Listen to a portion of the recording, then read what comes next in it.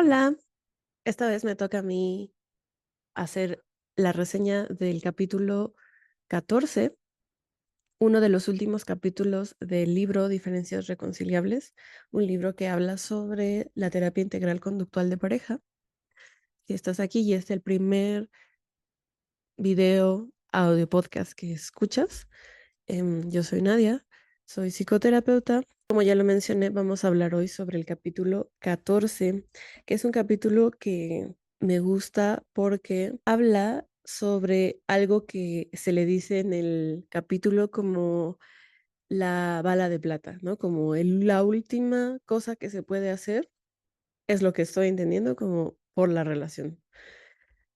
Si este es el primer video que tú ves sobre esto, te invito a que hagas un viaje por todos los anteriores, porque en cada uno de esos vamos despepitando la terapia integral conductual de pareja de una manera tranquila, chill, con otros terapeutas y hablamos sobre pues todos los pasos anteriores. Hoy estamos hablando específicamente del último, de ya como si esto no funciona, yo digo que ya mejor cada quien a su casa. El camino más rápido para transformar una relación no es exigir que el otro cambie, sino cambiar uno primero. Al modificar nuestras propias acciones, rompemos el círculo destructivo y obligamos a que la interacción completa se reconfigure. Esto es importante y es hacer una aclaración porque la terapia de pareja o IDCT no es la única de los modelos que han demostrado eficacia en la modificación conjunta de comportamientos en pareja. Y una de las cosas en las que hace mucho énfasis, seguro si has escuchado los anteriores, estarás así de que sí, sí, que lo que importa es la interacción, ¿no? Que estamos hablando de la lucha y de la combinación de sus esfuerzos y que pareciera que no tiene tanto sentido entonces hablar sobre que lo importante es cambiar uno mismo, si estamos hablando en terapia de pareja. Pero hay que tomar en cuenta que este libro está considerando que no necesariamente solo porque uno cambie, automáticamente todo va a estar bien, porque si no, de hecho, eso podría generar un mensaje equivocado y erróneo en el que,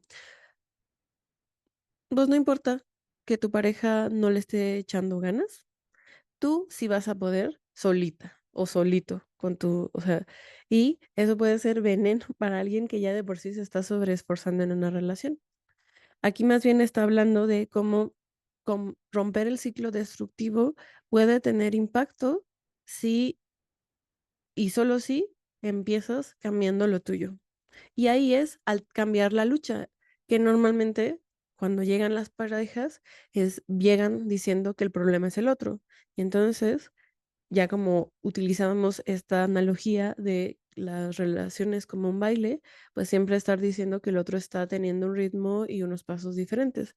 Aquí es asumir la responsabilidad propia del impacto que tienen tus acciones en el patrón interactivo en las parejas. Entonces, ¿cuál es la bala de plata en este sentido? Me parece que es la analogía de los vampiros, aquí muy crepusculonas. Y no sé si Edward Cullen, ahora que lo pienso, podía ser matado con una bala de plata. Y eso que leí los libros. Bueno, la idea central es que el cambio más fundamental ocurre cuando dejamos de ser víctimas de la conducta del otro y asumimos la responsabilidad exclusiva sobre esto, nuestro propio comportamiento. Ya lo venía diciendo, ¿no? Si tú empiezas a presionar a la otra persona para que esté cambiando, estás diciendo paradójicamente que la otra persona es la única responsable de lo que está pasando. Y eso hace que, si fuese cierto, la otra persona, si cambiase, yo lo pienso así. ¿Por qué querría yo, si solo yo tengo el 100% de responsabilidad en esta relación, qué pesado, qué carga? Prefiero ser el 100% de la relación conmigo mismo, en lugar de ser el 100% de la relación con otras personas, que es a veces en donde termina, ¿no? No queriendo estar en una relación. Aquí de lo que están hablando justo es que pasar de estar constantemente responsabilizando al otro, te hagas cargo de lo que te toca a ti. con la, con el riesgo de que eso alcance o no. Pero primero tendrá que pasar por reconocer qué partes de ti están generando conflicto en la relación y que puedes empezar a cambiarlos. Hay una manera de cambiar la relación a través del cambio propio y uno de ellos es intervenir en el momento en lugar de quejarte después de que pasó. Esto está muy directamente relacionado con lo que hablamos con Fran en el capítulo 12 de el cambio a través de la atención plena. Si quieres saber un poco más, te recomiendo que vayas a este canal y lo busques. En este estamos hablando de cómo en el momento en el que algo está pasando, tú en lugar de desplegar el comportamiento habitual, intentes algo diferente, no necesariamente opuesto, solo diferente. Y para eso nos ponen el ejemplo de una pareja, de Gerard y Nat. Ellos solían discutir porque Nat se sentía ignorada, porque Gerard veía la televisión y leía el periódico mientras ella hablaba, lo que hacía que ella se quejara constantemente. Y aquí, puesto el contexto entre esta pareja, hay que considerar que las parejas pueden llegar de esa forma, ¿no? Pues con diferencias en su manera de responder. Gerard podría decir que, bueno, sí te estoy poniendo atención. De hecho, puedo mirar la tele y leer el periódico al mismo tiempo que te estoy escuchando. Y en varias ocasiones le demostró a Nat que sí podía hacer eso. Entonces, Nat lo que hacía es que sentía que o sea, igual su sensibilidad seguía siendo activada, que es sentirse ignorada. Más allá de la forma, am, sentía además que Gerard le interrumpía a media frase.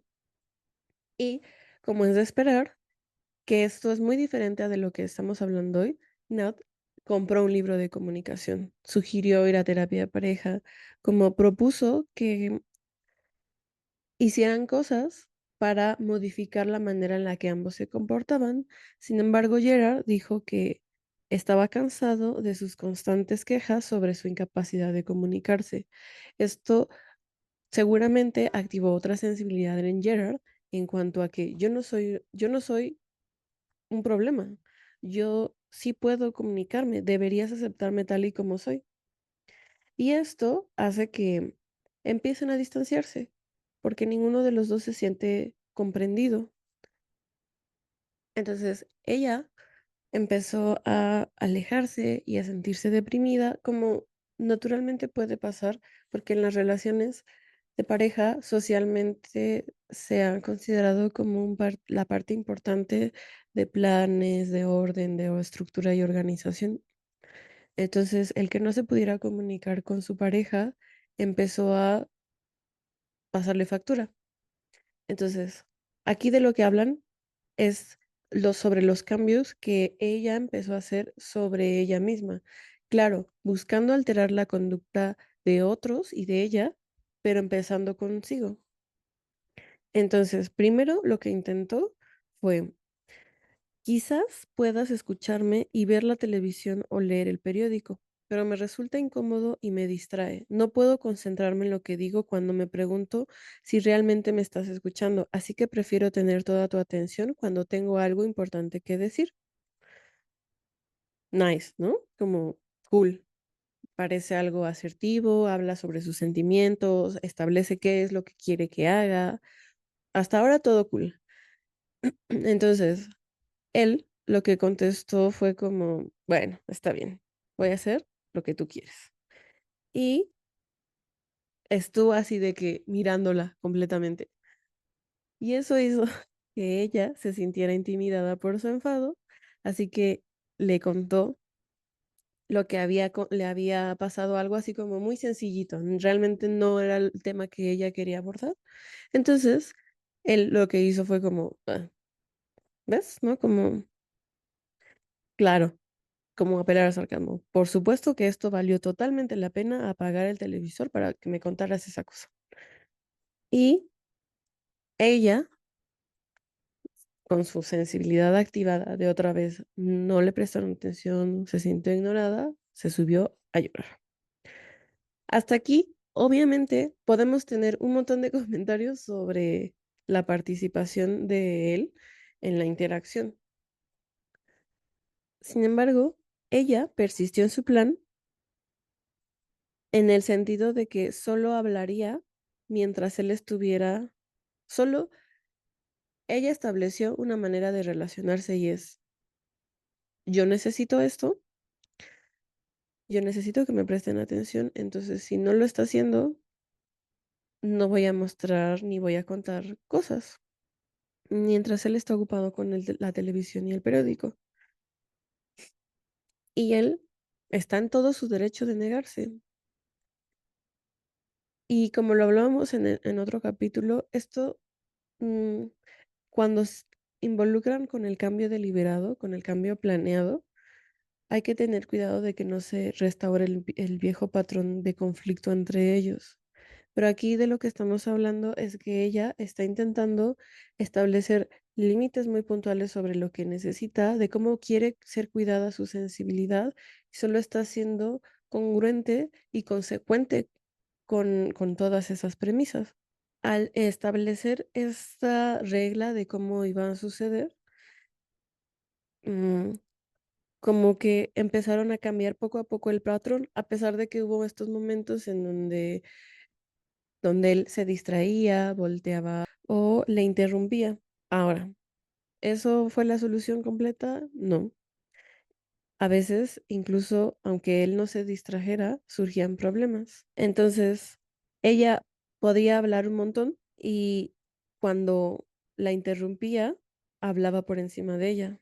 Si se fijan, aunque sí hay algunos patrones de comunicación importantes a cambiar, aquí lo principal es observar los esfuerzos que está haciendo ella por cambiar el patrón. Lo está dirigiendo, pero no, y se está haciendo cargo de su comportamiento, pero no está asumiendo que solo el hecho de que ella cambie solita va a cambiar absolutamente todo, porque si no es enviar el mensaje de que ella controla toda la interacción. Y también quiero ser muy enfática en que esto no significa que frente a esas mismas conductas que tuvo él, todas las demás personas que están en pareja con alguien como él tendrían que responder de esa misma forma. Esto no sustituye de ninguna forma un proceso terapéutico en pareja. También se generó este patrón en el que él llegaba a interrumpir y ella lo criticaba por interrumpirlo. Y él se defendía y surgía una discusión. Entonces ella decía, espera, aún no he terminado. O disculpa, me interrumpiste, no he terminado. Y eso también es una manera en la que ella está intentando alterar el patrón. Aunque ella vacilaba a veces, preguntándose si tenía derecho a ser tan insistente, cuestionando si valía la pena lidiar con las reacciones negativas, también se dijo a sí misma, claro que voy a reaccionar negativamente, estoy alterando su estilo habitual, pero tengo derecho a que me escuche plenamente. Y en algún momento en el que ya sentía que estaba a punto de rendirse, ella le dijo, de verdad que no quiero crear tensión entre nosotros, pero estoy en un aprieto.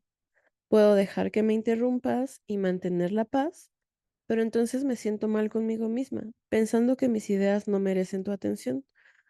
O puedo detener tus interrupciones y completar mis ideas, pero entonces creo tensión entre nosotros. Me parece muy cool y por eso lo quería leer, lo que estaba hablando sobre el dilema, porque aquí se van poco a poco integrando las habilidades de las que hablábamos en los capítulos anteriores. Uno es el adquirir la atención de lo que te está pasando a ti, del dilema que estás teniendo y de cómo estás intentando resolver una situación.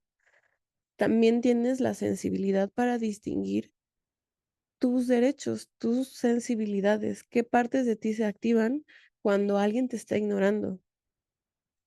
Sentirte no merecedora, ignorada, no valorada y hacerte cargo de que eso está ahí, que no lo puedes cambiar y estás intentando hacer algo contigo por tu cuenta en la interacción, pero que la otra persona no está dejando que ese cambio suceda.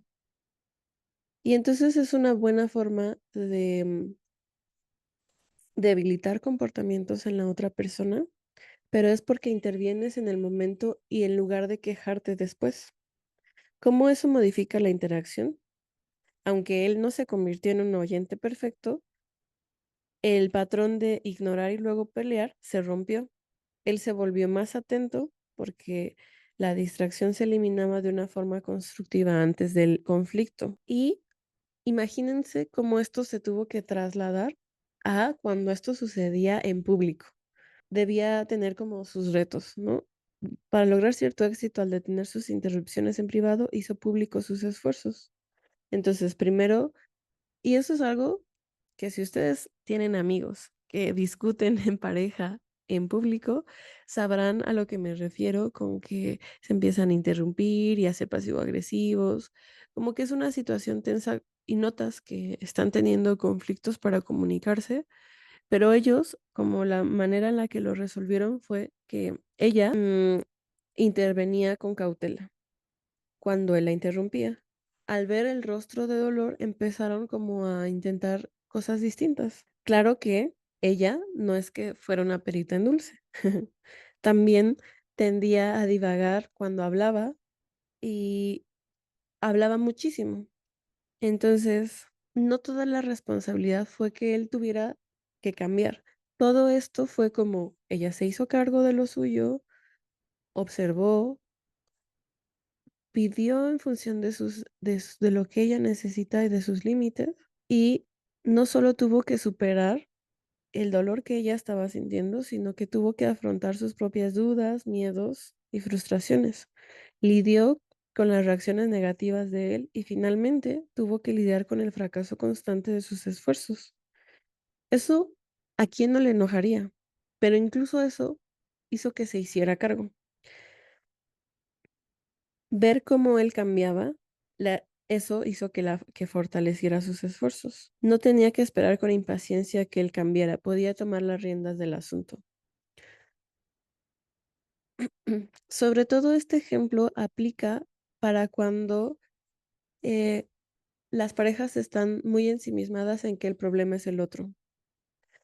Y más, y esto se puede ir complejizando todavía más, ¿no? Porque hay parejas, y aquí es donde me meto a hablar sobre mí, en donde las relaciones, yo siendo terapeuta de pareja, teniendo pareja, mis esfuerzos siempre iban a, ok, ¿cómo puedo alterar las contingencias de tal manera que ambos podamos conseguir lo que ambos queremos?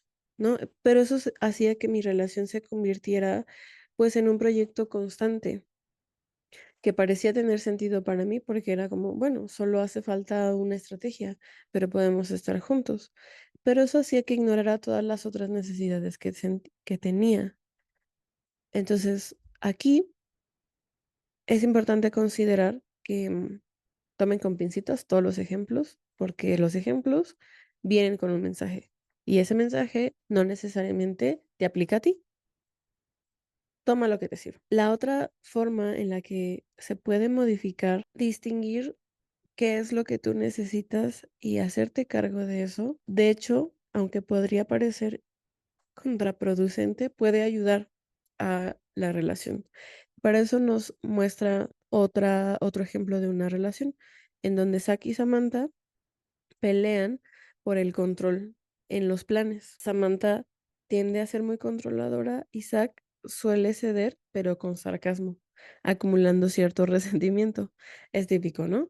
El que pareciese ser, ¿no? Que hay una persona que tiende a ser muy diligente y entonces, no, no te preocupes, y resuelve, y organiza, y planea. Y obviamente eso va creando cierto desbalance a la hora de tomar decisiones porque quien va teniendo más habilidad es una persona, la persona que controla y regula. Y entonces, pues la otra persona se va quedando sin más habilidades o sin más información y lo que le queda es ceder, aunque inicialmente no es lo que quería. Sea por como sea que haya empezado, sea la razón por la cual Zack no debe tener una historia, ¿no? Seguramente Zack ha aprendido a ceder como una conducta efectiva y eficiente. por eso se ha sostenido. Entonces, ¿cómo fue el cambio de uno para modificar el cambio en los dos? Zack decidió ser asertivo en el momento de la decisión.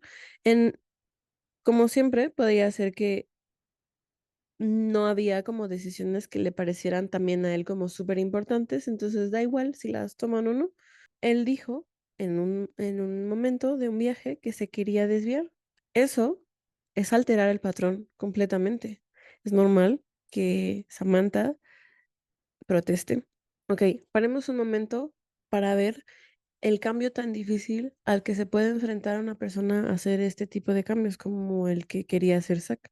Porque ella puede emitir algún comportamiento diciendo que eso que él quiere hacer es aburrido, no es eficiente, es tonto. También puede ser que sea verdad, que efectivamente retrase los planes. Alterar el patrón tendría consecuencias positivas para la relación, aunque no necesariamente eso sea lo más cómodo para Samantha. Porque también tiene sentido que si una parte de la relación ya aprendió a ser eficiente, como por qué querría ahora hacer las cosas más lentas solo porque la otra persona no ha aprendido. O sea, ambos miembros de la relación tienen derecho a no querer estar en una relación y hacer lo que se les pegue la gana. Pero si van a estar en una relación, ese tipo de cosas son importantes ponerlas sobre la mesa y trabajar en conjunto. La decisión es que en un viaje él quería como desviarse a ver un paisaje y Samantha dijo que ella ya había quedado con sus amigos porque se iban a quedar a almorzar, por lo que probablemente no les iba a dar tiempo. Entonces Zack tendría que hablar con sus amigos, ponerse de acuerdo y decirles que iban a llegar un poco después, ¿no? Y eso es disruptivo para el patrón y para Samantha. Él habló en ese momento, tomó la iniciativa y lo hizo. Ella protestó, pero sus amigos no tuvieron ningún inconveniente y entonces sugirió que sus deseos eran egoístas y triviales. No puedo creer que quieras retrasar a nuestros amigos solo para ver un pequeño y estúpido paisaje. Samantha, como dura en sus comentarios, como suelen ser las parejas cuando ya están en un punto de conflicto. Zack resistió el impulso de contraatacar y simplemente dijo, creo que mis deseos son tan importantes como los tuyos y los de ellos. Ella dijo, así que estás creando una estúpida lucha de poder. Y él, en lugar de así tomar el anzuelo, dijo que sus amigos sí querían y no tuvieron problema, ¿no? También él resistió decir, te lo dije. Y eso hizo que tuvieran un momento tenso, pero luego como que ella dejó de señalar sus defectos y como él se sentía mejor consigo mismo, lo que hizo fue como ser cariñoso y eso alteró el patrón.